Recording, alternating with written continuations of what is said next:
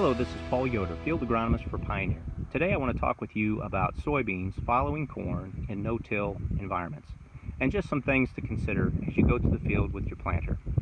As you can see from the side, this field looks like a solid stand.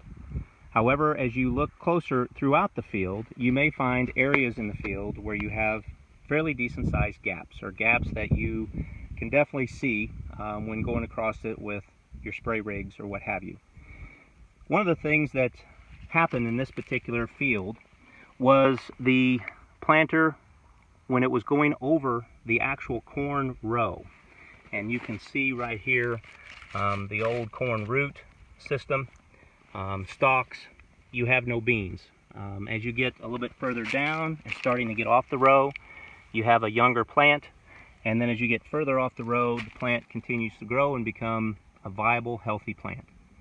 So when going to soybeans following corn in no-till environments, we'll want to make sure that we do some checks on the planter to ensure down pressure, to ensure the cutters, and to ensure that we are getting good soil to seed contact at the time of planting.